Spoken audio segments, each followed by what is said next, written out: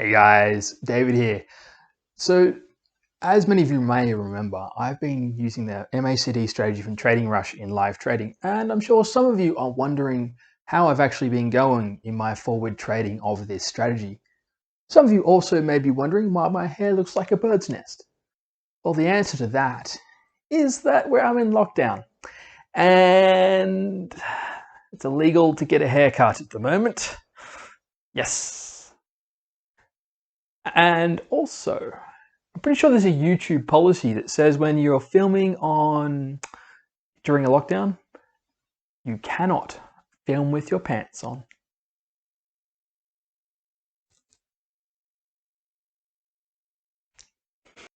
How did my forward testing go, you might ask?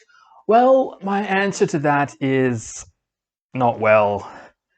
You see, I was actively taking trades and I was recording my wins and losses using 0.01 lots, so the smallest lot size I could, so I win, lose the least. And I was very stubbornly losing a little bit over time. I was not winning, I was losing a tiny little bit over time. And that was kind of disheartening. I also then took some massive screenshots of all the potential trades I could have over a couple of months, and we'll go into those screenshots in a moment. They were over the January-February period, and I kind of discovered that a lot of those trades were losses, and I found it really disheartening. I was actually right in the middle of a losing period, looking back of it now, but I was kind of quite disheartened at the time. Not to mention, everything else was going nuts. So crypto and everything else was going nuts. So I decided to pivot my attention out of the 30-minute time frame and into a bigger macro time frame for assets which were actually moving. So quite frankly, the Trading Rush MACD strategy has been on hold. And yes, prior to that, it was not making me any money. So it's definitely on hold for a while. Okay, here's one of the screenshots I took of the data at that time of the year. And as you can see, it was actually from 16th of February through to about the 12th of April on the GBP USD pair on the 30-minute chart.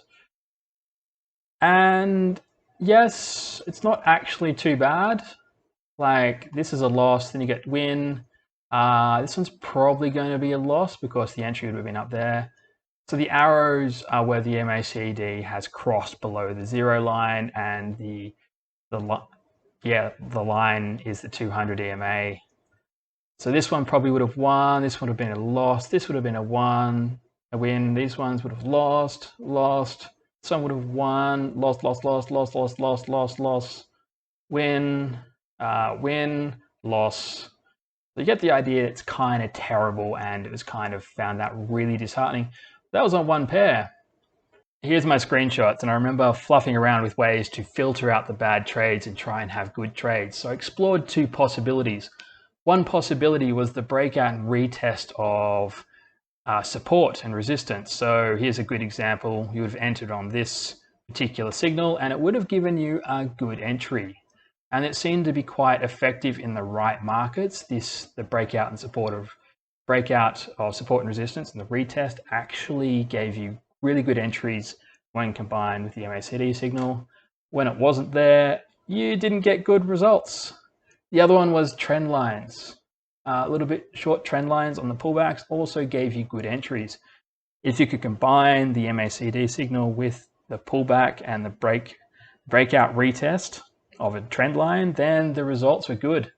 I didn't draw one here, but if you draw a line across there, you would have saved you on the entry and you would have entered a bit later for the win. And you can see here lining up the peaks and you would have won. Come across this gold one here. This is gold on the 30-minute, right when it was at the double bottom. That was not too long ago. You can see that there was multiple entries up here on the left, and the breakout of the trend line would have given you one good solid entry.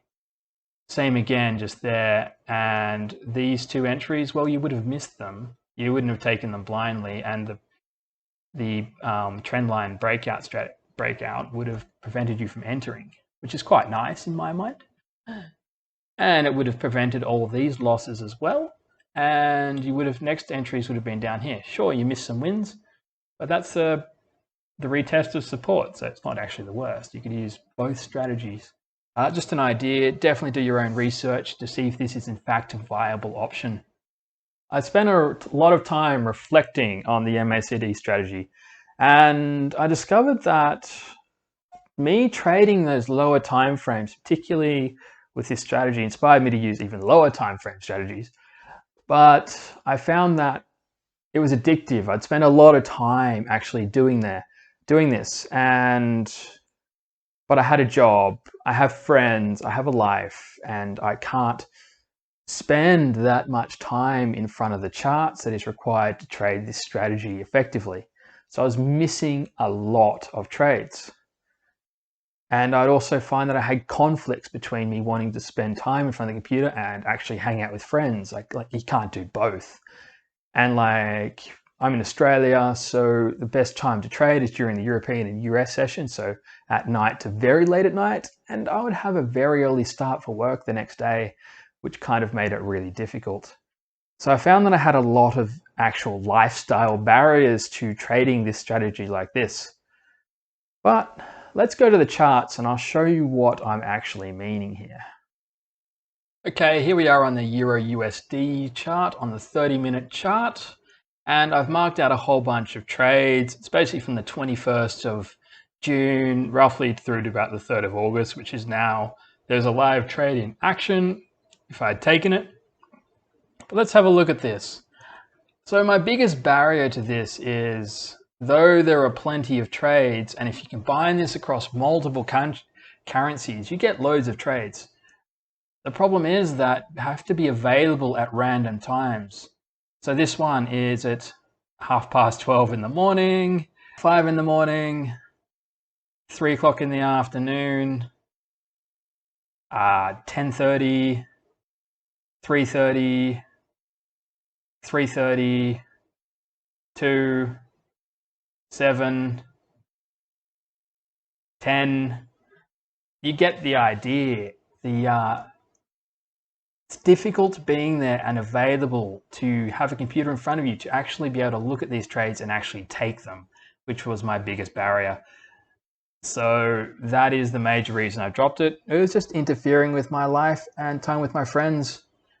I also got into Bitcoin at that time a bit stronger. If we look at our lovely Bitcoin chart, this is the 2017 peak. This is the most recent peak. I'd been putting a lot of time and effort into, well, I should say I've been dollar cost averaging a small amount in through this period down here, $100 a week. So it wasn't much, but I kind of stopped around the $10,000 mark. And as you can see, I'm massively in profit. And I did that across Ethereum and multiple others. And since then, I've put a lot more time and effort into Bitcoin and crypto in general. And I've just been trying to use my technical analysis skills to find good entries in Bitcoin instead. And simple strategies like if we take the RSI, which is one of my other videos, just draw trend lines and draw entries. Your entry would have been on this candle right here. You would have almost got the bottom. Right? And there's no shortage of these particular entries. And they give you good solid entries into Bitcoin. Oh no, you were just here before the crash. Good solid entry. Modify it a bit. It entered over here. Look, I'm liking these bets because they're very asymmetrical. The chances of a 100% loss are quite low, but the chances of multiple 100% win is quite high. From if you'd taken this entry and got out where we are right now, it's 280% profit. If you got out during the obvious Wyckoff pattern, which I didn't pick up on before, that's 480% profit. Yeah, it's a little bit more asymmetrical, a little bit easier than I'm finding in Forex. And it's a massive period of time I could have entered in to actually get those returns. So yeah, that's why I've pivoted a little bit more towards Bitcoin and precious metals and stocks for that reason. In conclusion, what I'm trying to say is that Forex and the MACD strategy on the lower time frames is just taking up way too much of my time. And I like that time, I want that time back. So instead I do intend to continue trading FX, but I'm pivoting. I'm only going to focus on the daily and the weekly charts because that does not take much time, right? I can keep my finger on the pulse and be really and watch those charts easily. If I use the lower time frames, I tend to use EAs and stuff. I'm not so keen on building my own, but whatever. But ultimately what I'm doing is I'm diverting a large amount of my capital into both crypto and gold and silver and any other areas that I am particularly interested in, such as uranium.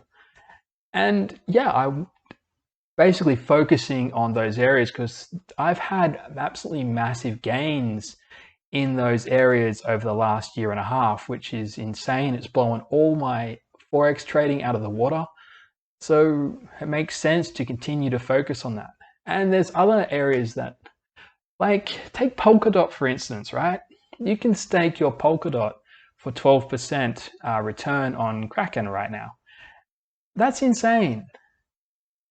So you're exposed to the cryptocurrency. Polkadot, which is widely considered an excellent cryptocurrency, and you're getting 12% return for your staking. Like, I can't get that return trading FX consistently every year. So it would make, like, I can do it with Polkadot for no effort at all. So I'm focusing where I'm going to make the money, and I'm going to keep my life. Ultimately, I am trading and investing because I want time freedom and money freedom. That's what's important to me.